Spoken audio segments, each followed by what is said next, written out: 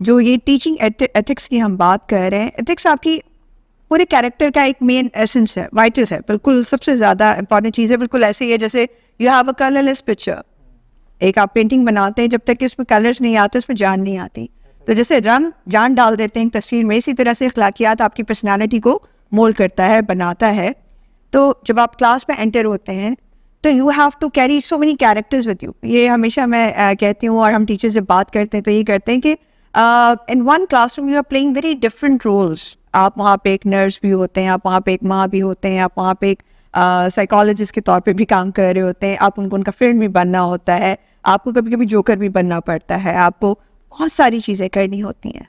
So the people in front of you, the students, they should have that faith and trust in you कि वो आपसे खुल के बात कर सके, आपसे अपनी प्रॉब्लम्स शेयर कर सकें। वो अगर अपनी कोई बहुत पर्सनल बात करना चाह रहे हैं तो वो भी कर सकें।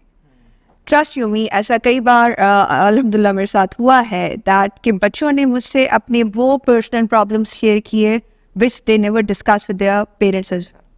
अब यहाँ पे फिर मेरी एक और बहुत बड़ी रिस्पॉन्सिबिलिटी आ जाती है टू बी वेरी सीक्रेटिव, उनके उस सीक्रेट को सीक्रेट रखना, and at the same time is coming up with the solution of that problem. क्योंकि कुछ बच्चे ऐसे भी अनफॉर्चुनेटली आए, were going through some very brutal kind of act at home और आउट ऑफ स्कूल।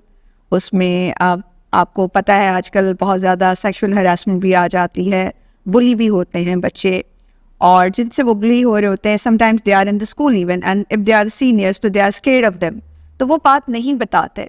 तो उसमें फिर आपके ये जो एक बैलेंस पर्सनालिटी और बच्चे के साथ आपका जो फेयरनेस है और उसका ट्रस्ट लेवल इतना ज़्यादा होना चाहिए कि वो आपसे वो प्रॉब्लम शेयर करे और उसे पता हो कि अब आप जो सोल्यूशन निकालेंगे that is going to be in favour of that person.